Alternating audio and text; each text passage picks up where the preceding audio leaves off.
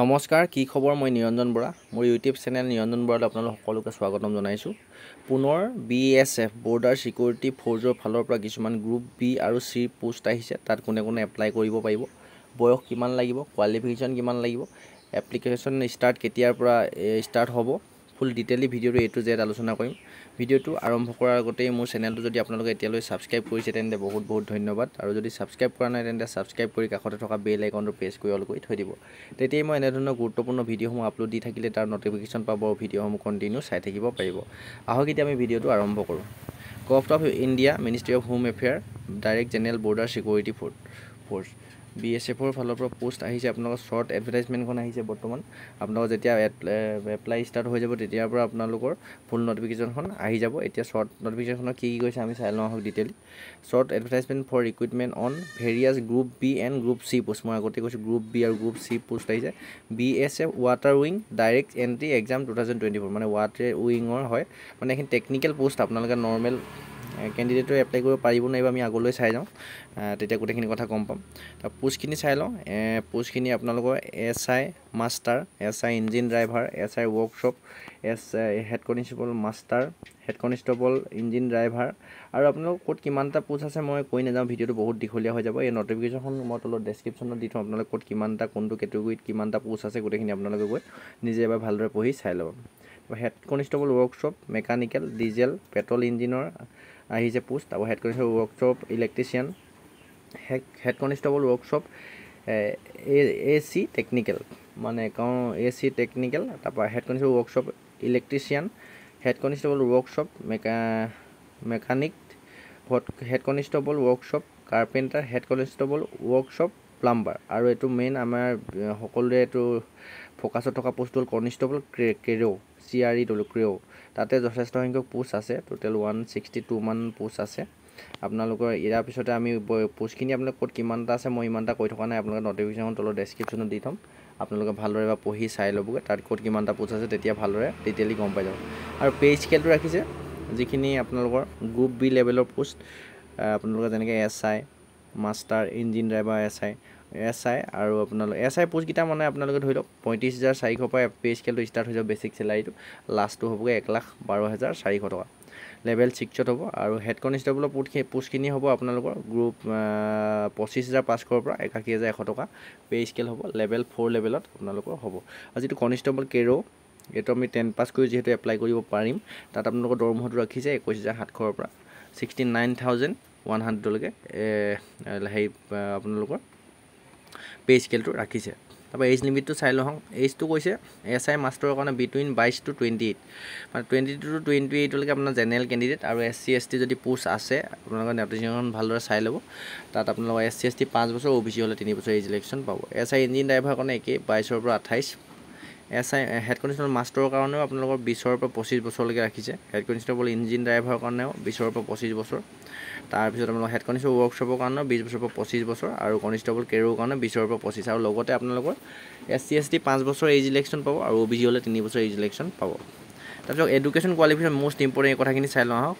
SI মাষ্টাৰৰ কাৰণে 10+2 equivalent, মানে 12 পাছ কৰিব লাগিব। তাৰ লগতে second class master certificate issued by central state handle water transport authority, মানে আপোনালোকৰ 2 বছৰ এক্সপিৰিয়েঞ্চ থাকিব লাগিব। ছেকেণ্ড ক্লাছ মাষ্টাৰৰ আপোনালোকৰ চাৰ্টিফিকেটো থাকিব লাগিব SI মাষ্টাৰৰ কাৰণে এপ্লাই কৰিবলৈ হ'লে। তাৰপৰা SI ইঞ্জিন ড্ৰাইভাৰৰ কাৰণে ঠিক তেনেকৈ একেই, আপোনাৰ 12 পাছ কৰিব লাগিব। লগতে 1 class engine driver certificate issued by central, আপোনালোকৰ এইখিনি আপোনালোকৰ ITI কৰা হ'ব লাগিব। মানে SI ইঞ্জিন ড্ৰাইভাৰৰ কাৰণে আপোনাৰ 1 ক্লাছ ইঞ্জিন ড্ৰাইভাৰৰ চাৰ্টিফিকেট থাকিব লাগিব, য'ত নেকি আপোনালোকৰ 1 ক্লাছত হ'ব লাগিব ইঞ্জিন ড্ৰাইভাৰ চাৰ্টিফিকেটখন। তাৰপৰা হেড কনষ্টেবল মাষ্টাৰৰ কাৰণে মেট্ৰিক পাছ হ'ব লাগিব, আৰু লগতে চিৰিক চাৰ্টিফিকেট এণ্ড চিৰাক চাৰ্টিফিকেট থাকিব লাগিব হেড কনষ্টেবল মাষ্টাৰৰ কাৰণে। Matriculation from recognised board equivalent, মানে মেট্ৰিক পাছ হ'লে হ'ব, আৰু লগতে আপোনালোকৰ চিৰক চাৰ্টিফিকেটটো থাকিব লাগিব। তাৰপৰা হেড কনষ্টেবল ইঞ্জিন ড্ৰাইভাৰৰ কাৰণে একেই মেট্ৰিক পাছ লাগিব, আৰু আপোনালোকৰ processing second class engine driver certificate, মানে আপোনালোকৰ ইঞ্জিন ড্ৰাইভাৰ ছেকেণ্ড ক্লাছৰ চাৰ্টিফিকেটখন থাকিব লাগিব, তেতিয়া আপোনালোকে এপ্লাই কৰিব পাৰিব। তাৰপিছতে আহিলে হেড কনষ্টেবল ৱৰ্কশ্বপ, এইটো কাৰণে কি লাগিব, মেট্ৰিক পাছটো লাগিবই, আৰু লগতে industrial training institute diploma in motor mechanical, মানে মই কৈছোঁ এইখিনি টেকনিকেল পোষ্ট আপোনালোকে এইমতে যদি ইয়াক দেখিছে বহুতখিনি দিছে কাৰিকৰী এক্টিভিটি এইখিনি থাকিবলৈ তেতিয়াহে এপ্লাই কৰিব পাৰিব তাৰ মোষ্ট ইম্পৰ্টেণ্ট আমি 10 পাছ কৰি যিটো এপ্লাই কৰিব পাৰিম কনষ্টেবল কেৰো এইটো কি লাগিব আমি চাই লওঁ আহক মেট্ৰিকুলেশ্যন ফ্ৰম এ ৰিকগনাইজ বৰ্ডৰ ইকুইভেলেণ্ট এণ্ড লগতে 1 year experience in operation of boot bill' 265 HP মানে আপোনালোকৰ 1 বছৰ এক্সপিৰিয়েঞ্চ লাগিব বুলি কৈছে কনষ্টেবল কেৰোৰ কাৰণে মানে বুটিং আপোনালোকে নাও চলোৱা নাওটো হেণ্ডেলিং যিখন বুট মানে হ'ল নাও আপোনালোকে হেণ্ডেলিং কৰা 265 HP আপোনালোকে হেণ্ডেলিং কৰা 1 বছৰৰ এক্সপিৰিয়েঞ্চ সাৰ্টিফিকেট লাগিব আৰু লগতে ৰাখিছে যে 2 নম্বৰ এটা অপচন দিছে সোল্ড নাও swimming in deep water without any assistant মানে আপোনালোকে পানীত সাঁতুৰিব জানিব লাগিব বুলি কৈছে কনষ্টেবল কেৰোৰ কাৰণে আপোনালোকে কোনো ধৰণৰ তাত সেফটি নাথাকিব মানে এছিষ্টেণ্ট মানে আপোনাৰ ওপৰত নাথাকিব কিন্তু আপুনি অকলে সাঁতুৰি দেখাব পাৰিব লাগিব তেতিয়া আপোনালোক যদি এই দুটা অপচনৰ যদি এটা হলো আছে আপোনালোকে মানে আপোনালোকে 10 পাছ কৰি এইটো পোষ্টত এপ্লাই কৰিব পাৰিব আৰু সাঁতুৰিব যদি জানে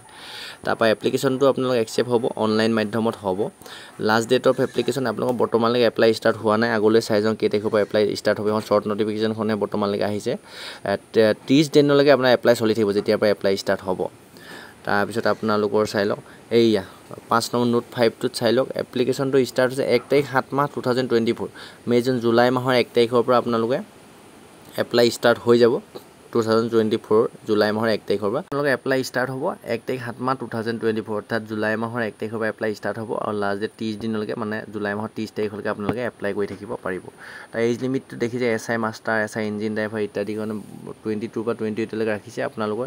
1 তাৰিখ 7 মাহ 2024 আগত আপোনালোক 22 বছৰ হ'ব লাগিব আৰু 28 বছৰ হ'ব লাগিব লগতে SC ST 5 বছৰ OBC সেইমতে আপোনালোকৰ ডেট অফ বাৰ্থটো যদি মেনশ্যন কৰে আপোনালোকে এপ্লাই কৰি মেটচ কৰে আপোনালোকে এপ্লাই কৰিব পাৰিব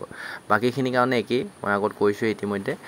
আৰু আপোনালোকৰ তলত ফিজিকেল ষ্টেণ্ডাৰ্ডটো চাই লওঁ আহক ফিজিকেল ষ্টেণ্ডাৰ্ডটো ৰাখিছে শিডিউল ট্ৰাইব মানে SC ST যদি হয় আপোনাৰ all India state and union territory include Nagas and Mizo এইখিনি যদি হয় তেতিয়াহ'লে 160 সেণ্টিমিটাৰ হাইট হ'লে হৈ যাব আৰু চেষ্টটো 73 সেণ্টিমিটাৰ নৰ্মেল আৰু 78 5 সেণ্টিমিটাৰ আপোনালোকক ফুলাব লাগিব for persons belong to hill area Gorkha communities Himachal Pradesh Sikkim Leh Ladakh and north east state মানে আমাৰ অসমৰ গ্ৰুপ বি পোষ্টখিনিৰ কাৰণে আমাৰ অসমৰ যদি হয় এই গ্ৰুপ বি যিখিনি পোষ্ট আছে হেড কনষ্টেবল তাত 162.5 সেণ্টিমিটাৰ হ'লে আপোনালোকে এপ্লাই কৰিব পাৰিব তাৰপিছত ঠিক গ্ৰুপ বি চি সকলো কেণ্ডিডেটে আপোনালোকে কনষ্টেবলতো আপোনাৰ 162.5 সেণ্টিমিটাৰ হাইট হ'লে এপ্লাই কৰিব পাৰিব আৰু চেষ্টটো আপোনাৰ 75 নৰ্মেল ৰাখিছে 5 সেণ্টিমিটাৰ ফুলাব লাগিব 80 সেণ্টিমিটাৰ হৈ যাব লাগিব ফুলাই তাৰপিছত আপোনালোকৰ ফৰ পাৰ্চন বিলং চিটো কি কৈ চাই লওঁ আদাৰ ষ্টেট ইউনিয়ন টেৰিটৰি 165 মানে অল ইণ্ডিয়াৰ কাৰণে 165 সেণ্টিমিটাৰ আমাৰ অসমৰ হ'লে 162 সেণ্টিমিটাৰ 62.5 সেণ্টিমিটাৰ হ'লে এপ্লাই কৰিব পাৰিব আৰু যদি SC ST হয় 160 সেণ্টিমিটাৰ হ'লে আপোনালোকে এপ্লাই কৰিব পাৰিব চেষ্টটো 75 ৰাখিছে আৰু নৰ্মেল আৰু 5 সেণ্টিমিটাৰ ফুলাব লাগিব আগে হ'ব লাগিব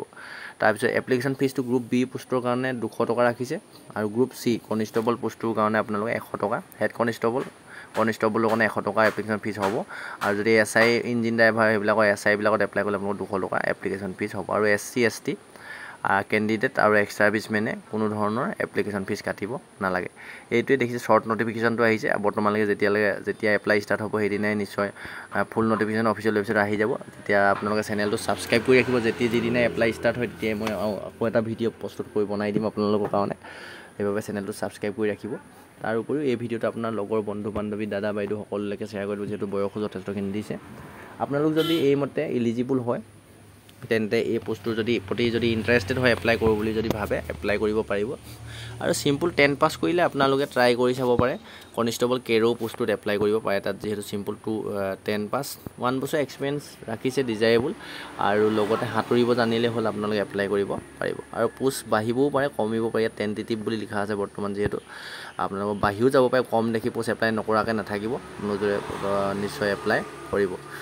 প্ৰথম তাৰপিছত ফুল নটিফিকেশ্যন আহিলে আকৌ এটা ভিডিঅ' বনাই দিম চেনেলটো ছাবস্ক্ৰাইব কৰি ৰাখিব আগলৈ এনে ধৰণৰ গুৰুত্বপূৰ্ণ ভিডিঅ'সমূহ পাই থাকিবৰ বাবে আজিৰ ভিডিঅ'টো ইমানেই ৰখাইছোঁ আৰু যদি কিবা ইয়াতকৈ জানিবলগীয়া থাকে কমেণ্ট কৰিব মই নিশ্চয় ৰিপ্লাই কৰিবলৈ চেষ্টা কৰিম আৰু আপোনালোকৰ তলৰ ডেছক্ৰিপশ্যনত অফিচিয়েল নটিফিকেশ্যনখন দি থ'ম ভালদৰে নিজে এবাৰ গৈ পঢ়ি চাই ল'ব তেতিয়া আপোনালোকৰ সুবিধা হ'ব নেক্সট অন্য এটা অতি গুৰুত্বপূৰ্ণ ভিডিঅ' সৈতে আপোনালোকৰ সন্মুখত লগ পোৱাৰ প্ৰতিশ্ৰুতি আজিৰ ভিডিঅ'টো ইমানতে ৰখাইছোঁ ধন্যবাদ